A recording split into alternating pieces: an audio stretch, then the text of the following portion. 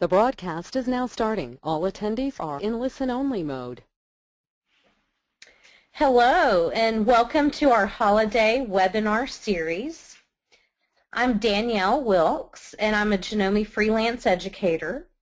And today I'm going to talk to you about how to make these hexagons for the holiday pillow that you should see on your screen. Although I made this in Christmas fabric, you could make yours in the colors of your living room.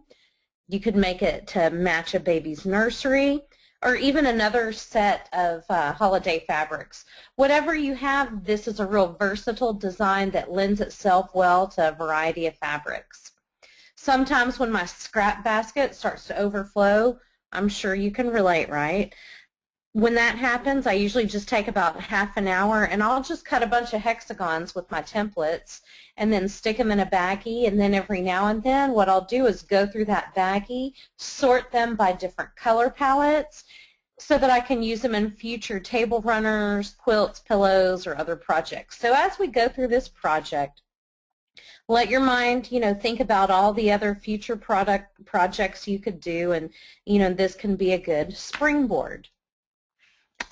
Okay, so today, the machines that we're going to be using, I'm going to use my Memory Craft 15,000 sewing machine. I'm going to use my Artistic SD quilter, which is the one that's shown in the image. It is a sit-down quilting machine. Then I'm also going to showcase some Martelli accessories that make this job a lot faster and also a lot more accurate. So first things first, let's go ahead. We're going to gather materials. I used 7 fat quarters for this. And then I also had another piece of fabric, which you don't have to have, that I did a little bit of fussy cutting to get some of those little faces on there, the bird and then the 2 girls. But you can do this with just your 7 fat quarters. If you want to use charm packs instead, I would use 2 charm packs. But, 7 fat quarters should be fine. You're going to be cutting 64 hexagons, and you'll actually, with 7 fat quarters, you'll have enough to do 2 of these pillows the same size. If you do choose to use 2, then you're going to need more yardage for your backing and binding and more batting. So you're going to need a piece of batting, 22 by 22 inches, or roughly thereabout. You can use cotton batting, you can use polyester, you can use 80-20, whatever kind of batting you want, but something to make it quilt nicely. Then you're going to need a fabric for your backing and binding. I chose 2 different fabrics. I chose a green for the back, and I chose the candy cane stripe for my binding around the edge. However, you can use the same one. If you do the same one, you just need half a yard. You're going to need the Martelli hexagon templates. Specifically, we're going to be using the 3.5-inch template, but in this set, you'll get a variety of sizes. Also, the Martelli 8-inch gripper, which makes free motion quilting a lot easier, gives you more control of your design, makes it smoother and better. Your rotary cutter, ruler, and cutting mat, an 18-inch pillow form, and thread. I chose a 50-weight long staple cotton 3-ply thread that I used here on this project. You could use one thread for piecing, and you could use another thread for quilting. I chose to use the same white thread on both of mine. So we spoke about the Martelli accessories, and here they are shown. As you can see at the picture on the left, it's our hexagon templates. Comes with a 1-inch, a 2, 2.5, 3, 3.5-inch templates. And then right beside them, the ones with the hole in the center, those are for fussy cutting. It's the same sizes, but when you need to fussy cut to make sure you have it centered, if you want to get a particular image on your shape, then that's what you can use those for. The picture on the right is the gripper, and that's what I use for free motion quilting. If you're interested in any of these accessories, talk to your local Janome dealer and they can get them for you. So let's talk about this hexagon template, because the first thing we're going to do next is we're going to cut. So the top of the template is black. The bottom of the template is this lighter ecru color, and it is a fuzzy fabric on there. And what that does is when you put that with the fabric side down and the black on top, it grips your fabric so that your template will not slide around. You never want your template to slide around, because then you're going to get some uneven cuts. So right here I've got a video for us, and here's how you cut. Let's see. You're first going to cut 4 4¼ inch strips, and you're going to cut this from where the fold would be on your fat quarter if it had been a full half yard. So from the cut edge to the selvage, 4 4½ inch strips. When I did this, I had my fabric stacked up and I cut through several strips at once. So right here in this picture, I'm cutting through 8 layers of fabric, 4 fabrics at a time, each fabric double layer. So you're going to cut those strips, and we're going to cut our templates out of those. And then for your binding, you're going to cut 2 2½ inch strips from selvage to selvage. And for your backing fabric, you're going to cut 2 18½ by 12½ inch pieces. Your batting, you'll cut 22 by 22. So this video will show you how to use the template. Make sure you take note of how the template does not, it will grip the fabric and it will hold it down to where no sliding will occur. As you pivot the fabric, it all moves so that you don't lose any of the layers.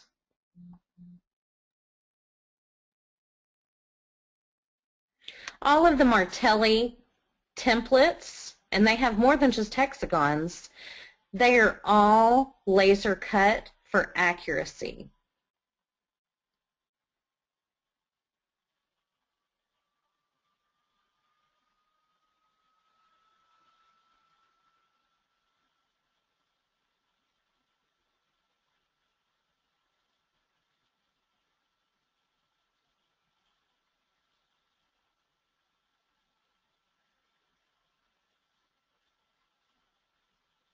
Don't worry, you don't have to watch me cut them all out. We're almost at the end here.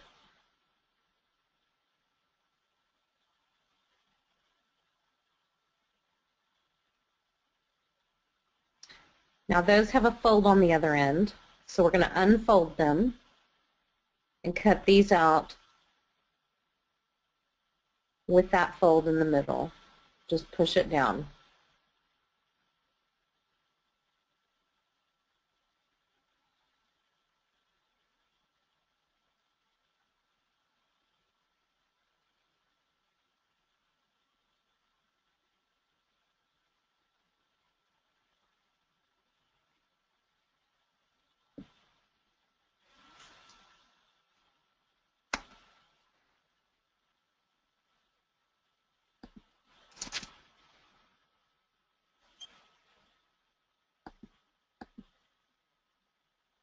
Okay, so now we're going to take, after you get all of that cut, you may want to take some pieces and fussy cut them. So on the fabric on the, okay, so you see the template right here on the left, how it doesn't have that off-white fabric. The reason for that is because you want the template to be able to slide around so that you can position it exactly where you want it. So this little bird here, we want to get it exactly. When you have the right placement, you're then going to put the right size template inside it.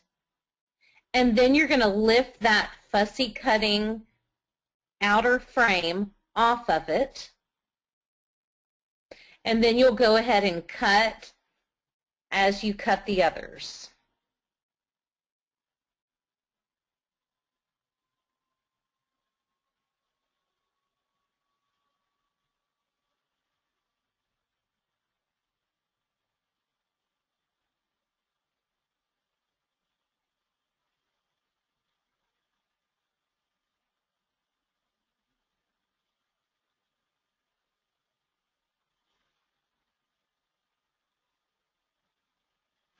Cute little bird.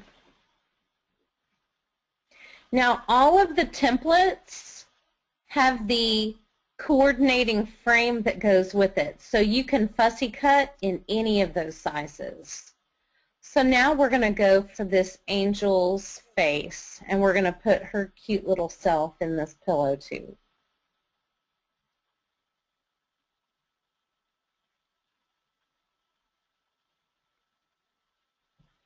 These templates have the seam allowance, of course, already in it, so we don't even have to worry about accommodating for that. It's already been done for us.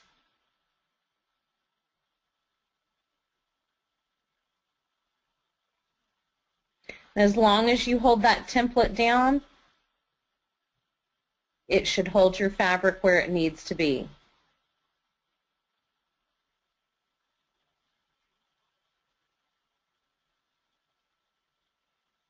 Voila.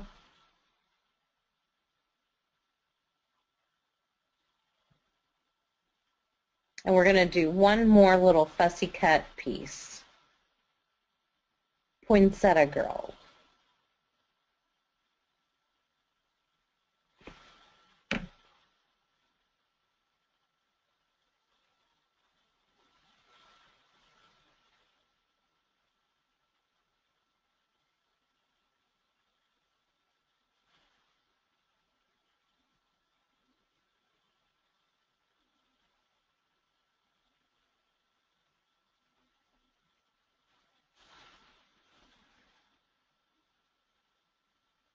Okay. Okay, so what you're going to do now is you're going to go ahead and get your sewing machine set up to do this. I chose to use my Memory Craft 15,000 because it has memorized piecing. We will see that in just a second. So what we're going to do first is we're going to hit our home button, then sewing applications, then patchwork, and it will be straight stitch will be selected. We'll lock our screen, raise our presser foot, pop off our needle plate, put our single hole needle plate on there, although you don't have to, I just like to. And we're going to use our 1/4 inch patchwork foot.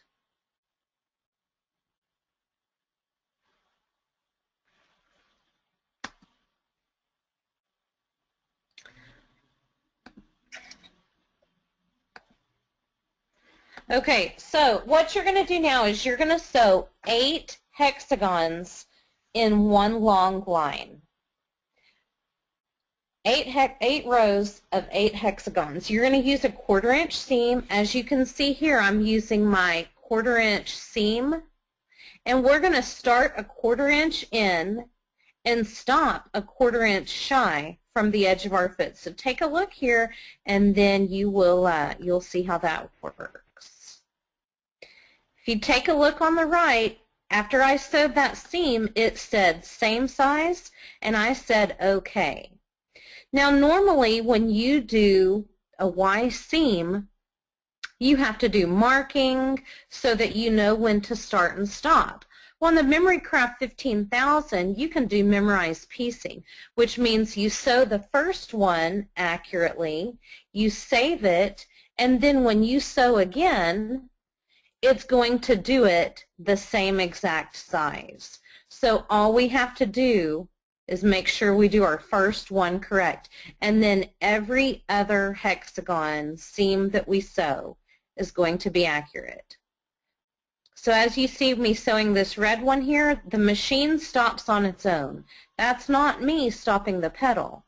I'm hitting my scissor button, taking that piece out, and see how it starts a 1/4 inch in and starts a 1/4 inch shy?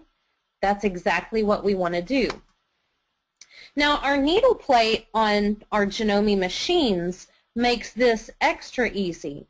So on the needle plate, do you see on the left-hand picture the 120-degree line? What I did was I marked that's the degree on the hexagon. So when I started, I lined the top edge of my hexagon up with that diagonal line. And then I sewed until my bottom line, my bottom edge of my hexagon was in alignment with that picture on the right-hand side. So those markings on the needle plate keep us from having to mark these seams, and that combined with memorized piecing makes this job a lot easier. So here I am. Once I have my line of 8 hexagons, I'm going to sew it together with the other row of hexagons.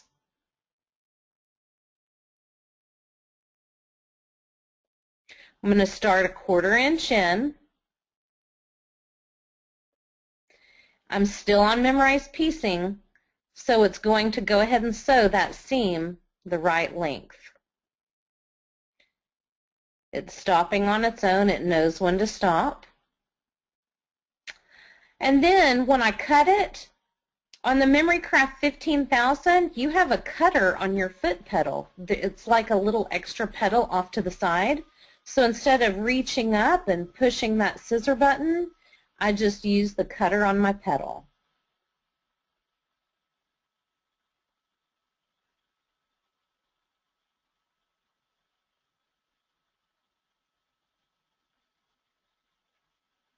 All right, do you see how the row 2 was staggered a little bit lower than row 1? You're going to go ahead and keep sewing all the way down. When you sew row 3 onto row 2, you're going to go back up 1 so that it is in alignment with the first row. So you're going to have 1 up, 1 down, 1 up, 1 down.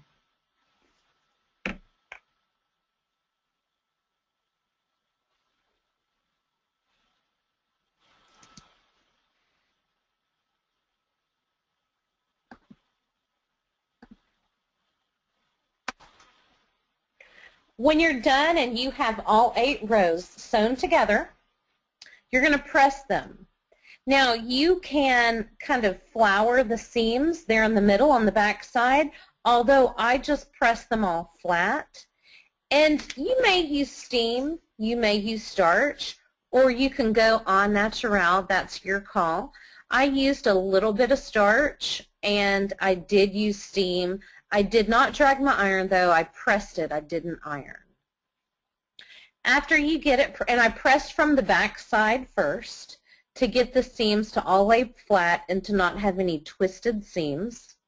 And then I laid it over right side up on my ironing board, gave it a little bit of starch, and then pressed it all nice and flat from the other side as well. On the right-hand picture, you're going to see that the hexagon top is laying on top of a piece of batting. You just want to make sure that your batting extends on each side so that if your top shifts during quilting, it won't be a problem. You can use a temporary adhesive if you want, such as Web Bond, which is what I used. I just used a little bit of it here. Web Bond is nice because it will not gum up your needle. If you don't spray, that's okay because it's going to want to stick to that batting anyway. You'll just want to be a little extra diligent when you're doing your quilting. Now we're going to get our settings as they need to be on our sit-down quilting machine, the Artistic SD. So the F button right there in the middle is function. And if you have the number displayed, that's your speed. It'll go all the way up to 20. It'll go all the way down to 1. So I liked, if I'm quilting fast, like a big design, I like to quilt on about a 12. If I'm quilting real detail work, I like to bring it down to about a 7.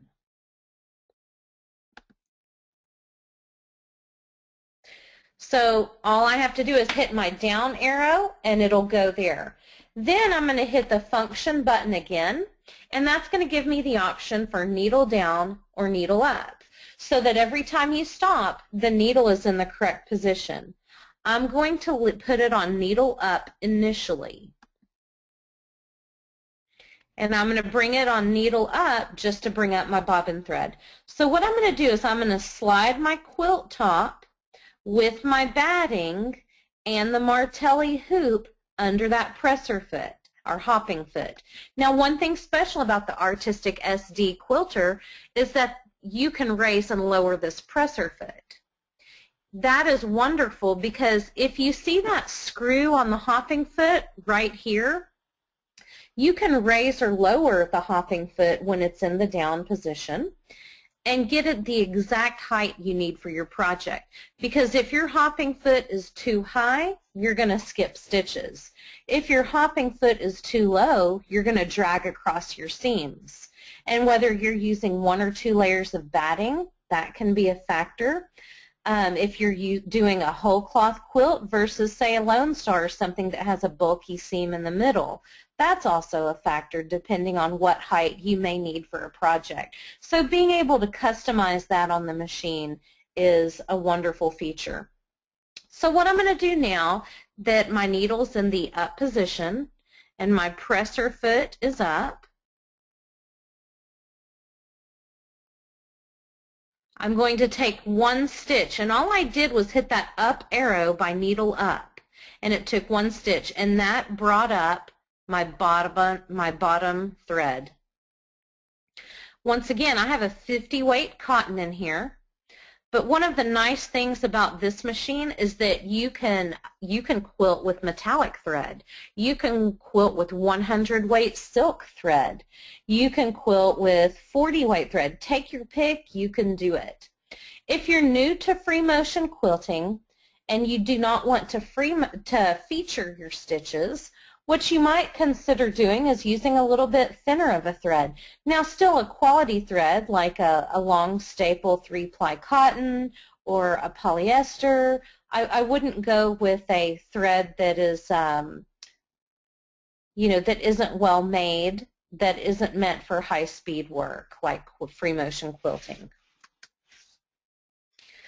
Okay, so here you're going to see me quilting. I'm going to get started. So I'm going to just do 3 stitches or so right here along the edge, and that's going to just lock my threads in place. I have the bobbin thread and the top thread on top.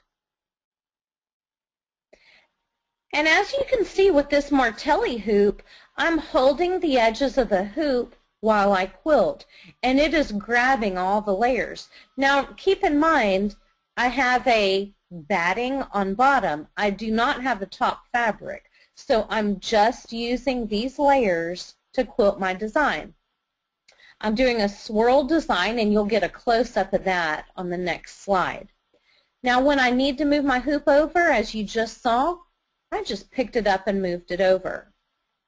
You'll also see that I just changed my needle position to down so that every time I stop, my needle will be in the down position.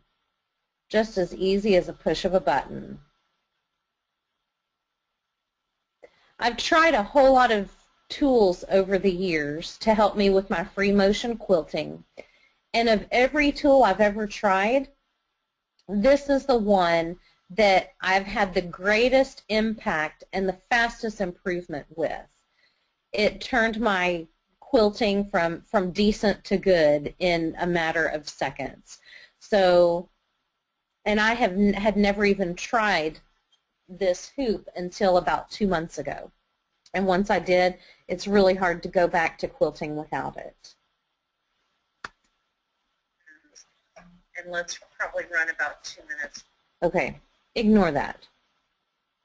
All right, so here's just a close-up so that you can see the design I chose. Now, you don't have to do this kind of design. You could do more of an open swirl where you're not having to do the level of backtracking that I did, stitching over itself. Or you could do a stipple. You could do whatever kind of design you wanted, but I do like a quilted pillow because it adds a nice texture.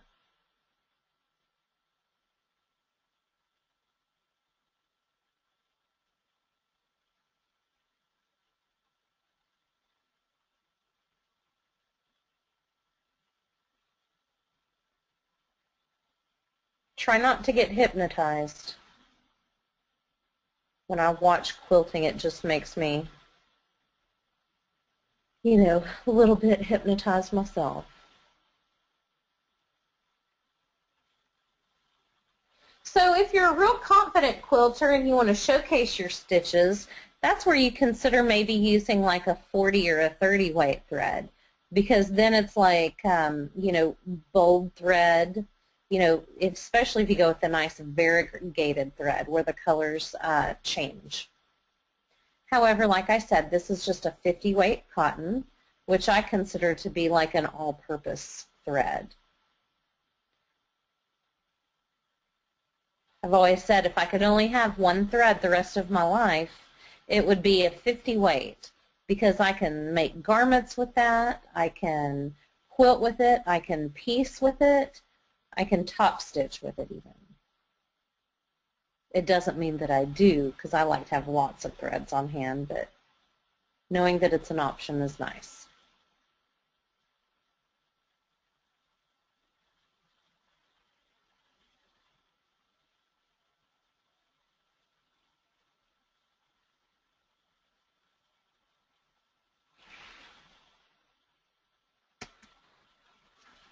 Okay, now that you have your top quilted, what you're going to do is you're going to take you're going to cut it down to 18.5 by 18.5 on your cutting mat. And then we're going to prepare our envelope enclosure backing. So you have the two pieces of fabric that are 18.5 by 12.5. You're going to take that 18.5 inch edge, one of those edges, on each of those pieces. You're going to fold it over toward the wrong side by 1/4 inch and press it. Then you're going to take that fold and do it once more by 1/4 inch so that you have a double fold. And what I would do is press it to where you have a nice crisp edge and then top stitch it down. Do the same thing to your other piece so that each of those pieces just has one edge with that double fold, and that's going to be the center of your backing. Okay, so take your quilted pad, lay it face down, right side down, wrong side up on your cutting mat, and then you're going to layer your two backing fabrics and you're going to put them right sides up with the fold toward the center. So first I would put the bottom one down to where, you know, you have a horizontal line with your top stitching in the middle of the pillow. Then lay your top one on top of that, right side up on both of those. And you're going to be thinking, well, this is weird. How am I going to flip this right side out? Well, you're not. There's no flipping with this technique, because remember, we're going to do a binding. So when we do a binding, that's going to cover up the raw edge. That's what I like about doing a pillow with a binding versus just sewing it right sides together and flipping it out. So once you have it layered, you're going to baste around the edge about a 1/4 inch from the edge, 1/8 to a 1/4 inch. I usually like to use a larger seam allowance. I take my, I'm sorry, not larger seam allowance, larger stitch length. I'll usually go up to, you know, a 3.0 on my stitch length. So here, I don't know if you can see it, but there's this horizontal line right here. I'm looking for my mouse. I don't see it. It's about 1/3 of the way up from the bottom. There's a horizontal line, and that's part of that envelope enclosure where one overlaps the other. And as you can see, I have already stitched down so close to the edge, you know, there is a stitch running all the way around to all 4 sides of this. Okay, and then here's, hold on one sec.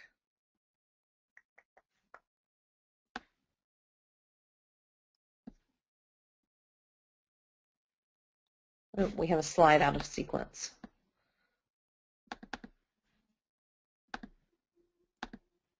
Okay, and then we're going to do our binding. We're going to do a binding just like you would on a quilt.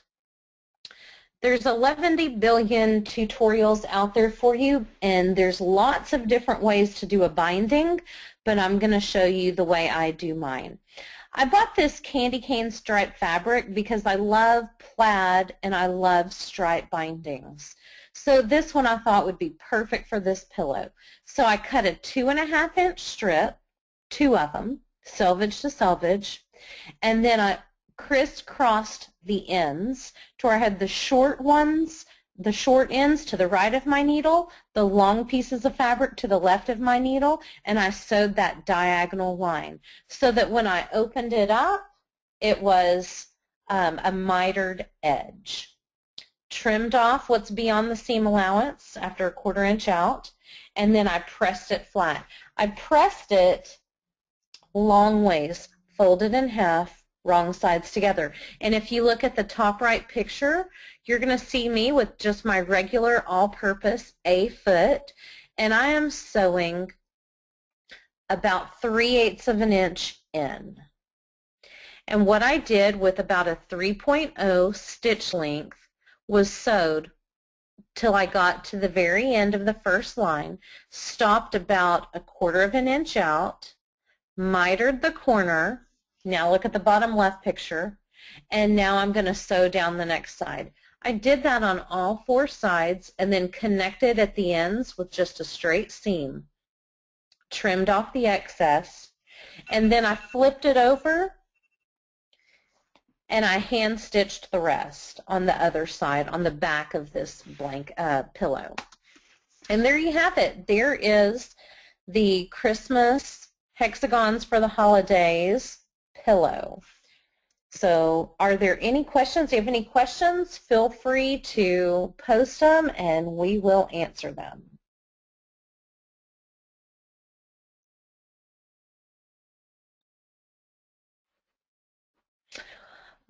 I used, okay, on my Memory Craft 15,000, I used an 11, which is what I use for an all-purpose type of needle.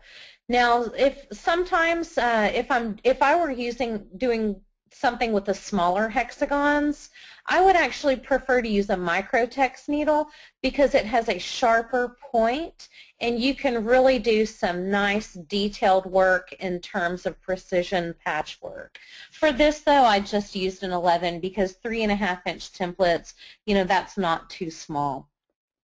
On the artistic sit-down quilter with a 50 weight thread, I used a size 18 needle, although a 16 needle would have been more than accurate. It's just that's what was already on my machine and I didn't change it and I knew it would work. So when in doubt, I use an 18, but on, you know, you could also use a 16 on that. Good question.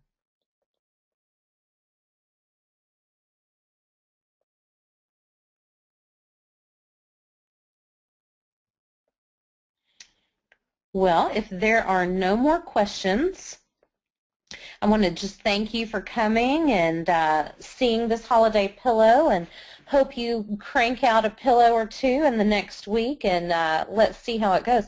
If you have any questions or want more information, we will have the instructions posted in the next week on the Janome website or on YouTube.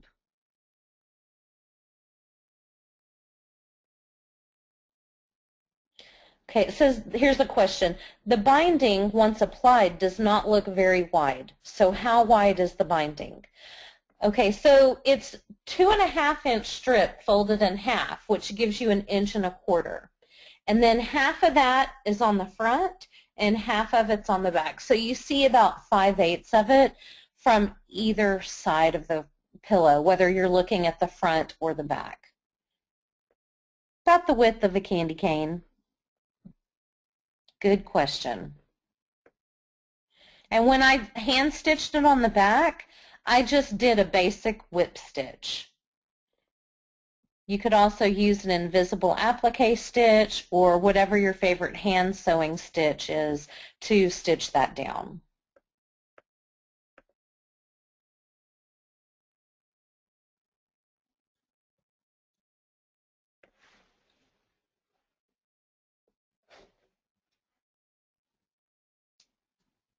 Okay, well, thank you for attending the webinar and hope you have a happy holiday season.